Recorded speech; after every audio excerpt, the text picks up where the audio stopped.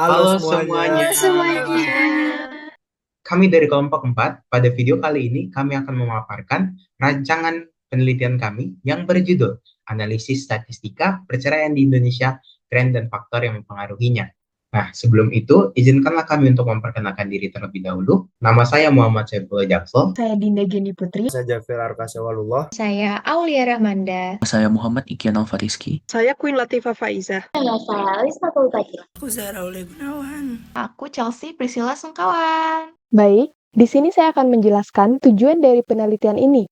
Ada 3 hal yang ingin kami capai. Yang pertama, menganalisis dan memetakan perkembangan jumlah perceraian di Indonesia dari tahun 2018 sampai dengan 2024, supaya kami bisa melihat tren dan pola yang terjadi selama periode tersebut.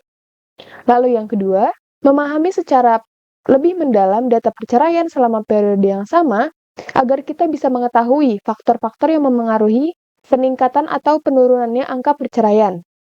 Dan tujuan yang terakhir, memberikan gambaran yang bisa dijadikan bahan pertimbangan dalam merumuskan kebijakan sosial terkait ketahanan keluarga, sehingga hasil penelitian ini bisa membantu upaya memperkuat keluarga di Indonesia. Itulah tujuan utama dari penelitian kami. Oke, jadi apa sih yang melatar belakangi kami untuk memilih perceraian sebagai topik utama dalam melakukan penelitian kami? Yaitu karena yang pertama, perceraian merupakan fenomena sosial kompleks yang selama beberapa tahun terakhir terus menjadi subjek perdebatan. Fenomena sosial perceraian ini telah tumbuh atau berakar dari isu sosial yang muncul di masyarakat yang pada praktiknya telah menciptakan sebuah pola faktor berulang bersifat statis dari tahun ke tahun. Kami menyadari bahwa pola dari faktor ini bisa kami analisis dan kemudian bisa kami jadikan sebuah penelitian. Yang melatar belakangi perceraian bukan sekedar keputusan pribadi yang bersifat informal, melainkan sebuah peristiwa hukum yang dimana prosesnya sudah diatur secara sistematis dan terdata resmi oleh lembaga peradilan. Adapun proses formal ini kemudian menghasilkan data yang terstruktur dan tercatat. Pada pengadilan agama, data telah tercatat dan terstruktur, di antaranya berisi gugatan dan penggugatnya. Hal ini berarti perceraian adalah fenomena eksternal yang dapat diamati, diukur, dan dianalisis polanya. Baik, selanjutnya, seperti yang kita tahu bahwa perceraian di Indonesia semakin meningkat, namun penelitian terperinci mengenai pola dan pengaruh faktor perceraian di Indonesia masih sangat terbatas. Beberapa penelitian sebelumnya hanya menganalisis sisi sosiologisnya saja. Walaupun kita tahu bahwa perceraian memang fenomena sosial, tetapi perceraian juga telah diatur secara sistematis di lembaga peradilan. Ini berarti pola-polanya bisa diamati secara analisis statistik. Selanjutnya untuk referensi penelitian. Seperti yang disampaikan teman saya, referensi penelitian ini sebagai pedoman kami.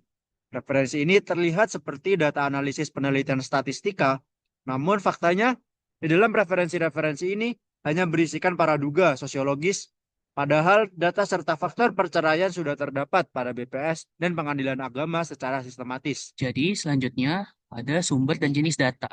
Data yang kami gunakan dalam penelitian ini berupa jenis kuantitatif yang diperoleh dari data sekunder di publikasi Badan Pusat Statistik. Nantinya, data akan dikelompokkan menjadi 2 kelompok berbeda. Yang pertama, jumlah perceraian menurut provinsi di Indonesia pada rentang tahun 2018 sampai 2024.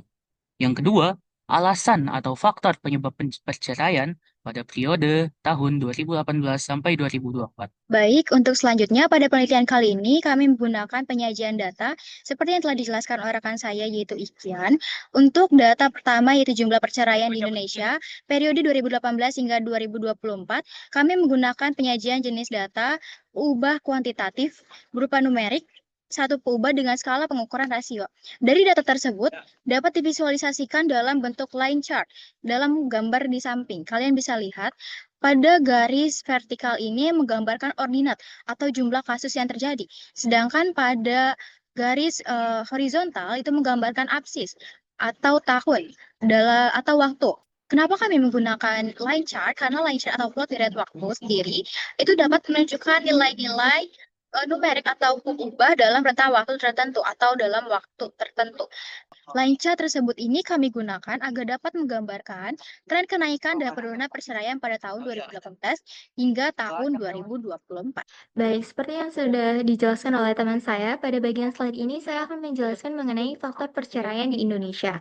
Nah, di sini saya sudah buat data kedua faktor perceraian pada tahun 2018 sampai tahun 2024. Kami menggunakan jenis penyajian data yaitu skala nominal dan peubah kuantitatif kategori. Nah, yang nantinya itu akan divisualisasikan melalui tabel konstabulasi silang. Nah, teman-teman bisa lihat di sini sudah saya tampilkan di sini ya yang biru. Nah, kenapa sih dibuat ini tabelnya? Tujuannya supaya teman-teman itu dapat menggambarkan distribusi alasan perceraian paling dominan pada tahun 2018 sampai tahun 2024. Nah, data frekuensi tersebut akan dianalisis dengan statistik deskriptif melalui perhitungan frekuensi untuk melihat penyebaran dan data yang paling sering muncul.